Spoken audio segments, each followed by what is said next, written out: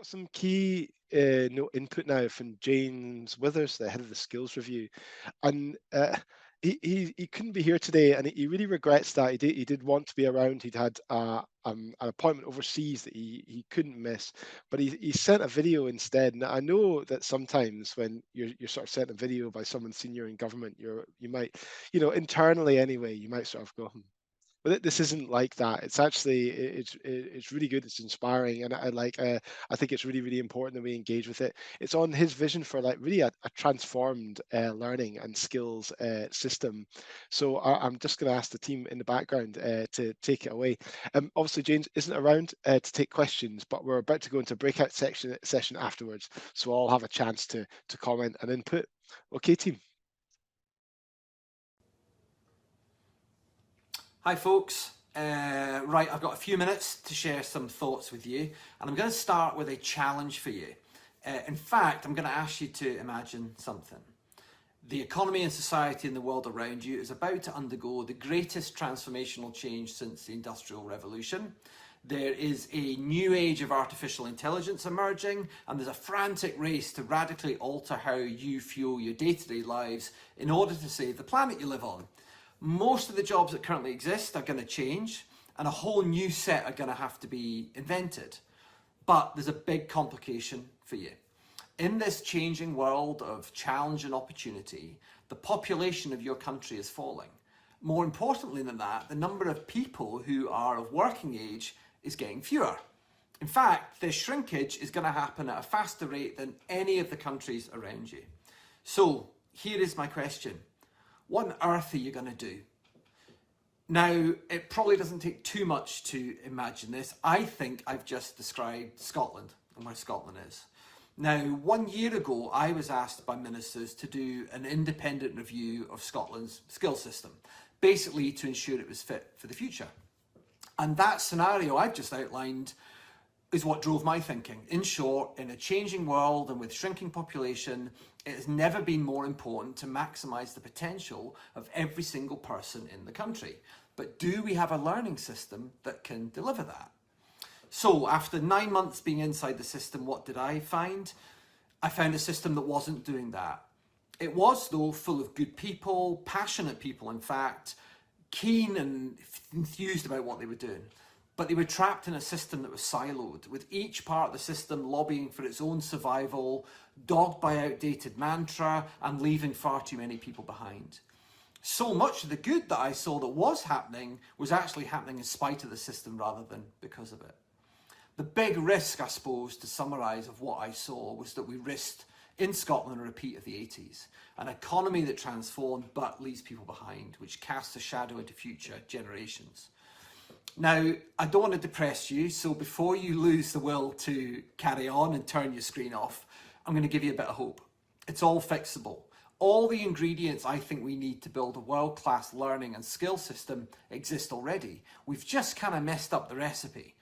So it's time for a rewrite, and I think youth work is not only a key part of this recipe, but it might already be providing a model to follow. So let me explain briefly. So what I found in our skill system was that a false and harmful division had taken root between, on the one hand, education, and on the other, what we called vocation.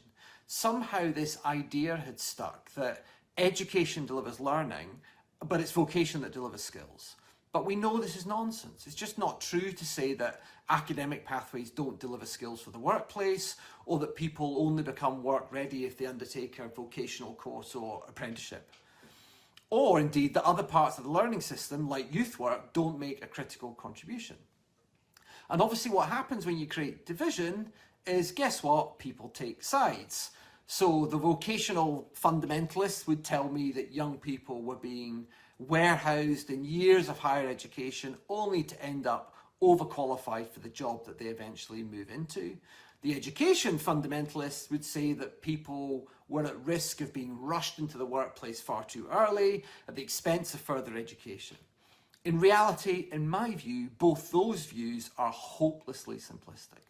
So what I think we need is a revolution in how we think about learning. Skills are the product of a good learning system. And the reality is that Scotland's future workplace will need a diversity of skills and multiple different types of learning that are going to have to be delivered throughout our lives. And these different types of learning need to be equally respected and valued. So at a risk of overplaying already overplayed jargon, it is in fact about parity of esteem. So in my mind, there is no golden pathway. Despite that, for more than a generation, we've had a culture persist that treats university as the ultimate post-school destination. And every other option is somehow a varying degree of second best. That attitude has got to end. It's a relic, it leaves people behind, and I think it stigmatizes other valuable forms of learning. Now, I'm happy to say that, and also say our unis are amazing. They are fantastic for so many, they're just not right for everyone. So, we're going to need a new culture which says that all learning that contributes to an individual reaching a positive destination has got equal merit. That means there are multiple pathways to success. For example, I've been blown away by the potential of our college sector, something I knew far too little about before I started this. They're an unsung hero in the system. And here also for me is where youth work needs to come in much more into the heart of the conversation that we have about the future of Scotland's learning system. And let me just say something about youth work from the context of business, I suppose, and employers, partly because it's home ground for me and is my kind of background. Now, for some jobs, academic high achievement still matters, obviously. For example, I want my surgeon to have their medical degree still. But for the vast majority of jobs, employers hire people. They hire people, not grades. The workforce needs people that values themselves, that are confident. They need to be able to manage the relationships around them, be open to developing new skills. We need them to be able to make informed decisions and increasingly help us as business think about the impact of the decisions that we make on the world around us, on the society around us, on the people around us. And in my mind, I'm no expert in youth work, but if there's one aspect of Scotland's education system that speaks to all of that for me, it's youth work.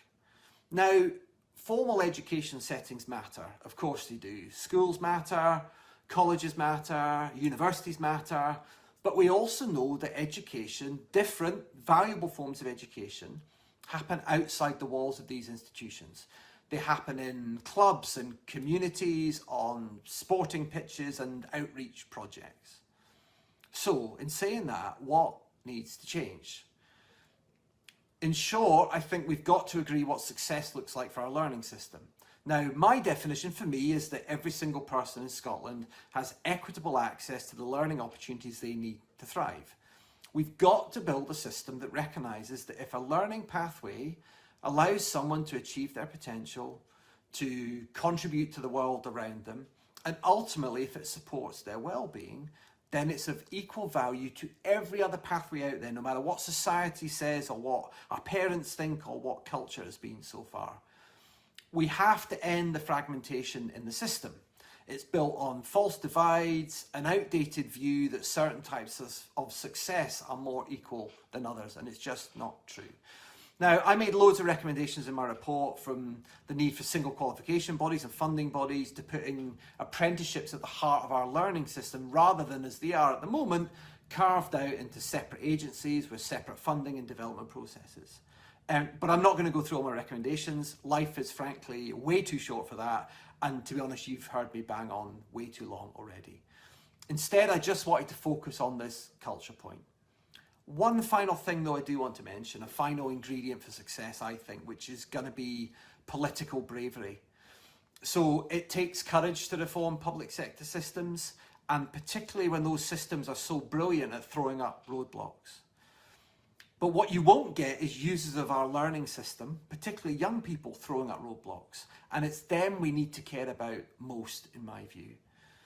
My assessment of where things are at the moment is I think there's momentum for change.